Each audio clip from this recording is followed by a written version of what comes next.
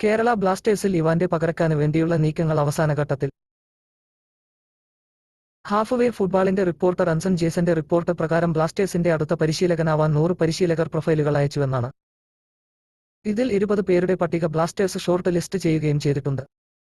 അടുത്ത 10 ദിവസത്തിനുള്ളിൽ short list ചെയ്ത 20 പരിശീലകരുമായി അഭിമുഖം നടത്തും. ഈ അഭിമുഖത്തിന് ശേഷമായിരിക്കും ബ്ലാസ്റ്റേഴ്സ് പുതിയ പരിശീലകനെ പ്രഖ്യാപിക്കുക. അടുത്ത സീസണ് മുന്നോടിയായി പല ക്ലബ്ബുകളും വലിയ മുന്നൊരുക്കങ്ങളാണ് നടത്തുന്നത്. ഇതിനിടയിൽ ബ്ലാസ്റ്റേഴ്സിന്റെ പല കാര്യങ്ങളും ഇപ്പോഴും ആശങ്കയിലാണ്. ധിമിയുടെ കരാർ പുതുക്കുന്നതും പുതിയ ആഭ്യന്തര താരങ്ങളെ ടീമിലെത്തിക്കുന്നതിനും നിലവിലെ താരങ്ങളെ വിൽക്കുന്നതുമായി ബന്ധപ്പെട്ടും ബ്ലാസ്റ്റേഴ്സിന് തീരുമാനമെടുക്കണമെങ്കിൽ പുതിയ പരിശീലകനെ ഉടനെ പ്രഖ്യാപിക്കണം. പുതിയ പരിശീലകൻ എത്തിയാൽ മാത്രമേ ബ്ലാസ്റ്റേഴ്സിന്റെ ട്രാൻസ്ഫർ നീക്കങ്ങളിൽ വ്യക്തത വരികയുള്ളൂ. ഏതായാലും മികച്ച ട്രാക്ക് റെക്കോർഡ് ഉള്ള പരിശീലകനെ തന്നെയായിരിക്കും ബ്ലാസ്റ്റേഴ്സ് പ്രഖ്യാപിക്കുക. കിരീടം തന്നെയാണ് ബ്ലാസ്റ്റേഴ്സ് മാനേജ്മെന്റ് ലക്ഷ്യമിടുന്നത്. അതുകൊണ്ടാണ് ബ്ലാസ്റ്റേഴ്സിൽ വലിയ സ്വാധീനമുണ്ടായിട്ടും കിരീടം നേടാനാവാതെ വന്നതോടെ ഇവാനെ ബ്ലാസ്റ്റേഴ്സ് പുറത്താക്കിയത്.